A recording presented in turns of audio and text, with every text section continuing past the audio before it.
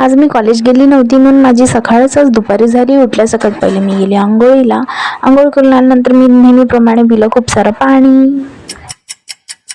Hair fall का होत होता ते मला माहीत नाही. ह्याला इग्नोर करून मी डायरेक्ट गेली जेवायला. जेवायला होती भाजी चपाती आणि ही भाजी होती म्हणजे रात्रीची, जी का मला खूप आवडते म्हणून मी रिटर्न सकाळी तीच खाल्ली. तुम्ही पण असं करता का मला सांगा. किचन मध्ये आली ताट ठेवायला आणि पाहिलं मामी जाळलेलं टोप सोडत होती, जो का मामीकडनंच जाळला होता. आज मी घरी होती म्हणून मला मामीनी लावलं होतं काम. मला मंदिराची पूर्ण स्वच्छता करायला सांगितली होती. तसंच मी माझ्या कामाला सुरुवात केली. बाहेर जाऊन बघितलं का मम्मी पूर्ण चादऱ्या आणि घरातले कपडे धुवत होती, कारण उद्यापासून आमचं श्रावण चालू होणार होतं. तसंच मी माझं कामाला कंटिन्यू ठेवलं. मी पूर्ण मंदिर वगैरे स्वच्छ करून घेतलं.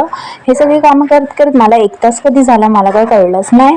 बाप्पांची मूर्ती मला काय पुसता येत नव्हती म्हणून मी धुवून काढली आणि त्याच्यानंतर हा सगळा सेटअप केला. मग लक्ष गेलं बाप्पांची मूर्तीकडे, जी जरा जास्त चमकत होती. बसायला जायचं होतं अभ्यासाला आणि इथं बघा मांजरीची पिल्लं.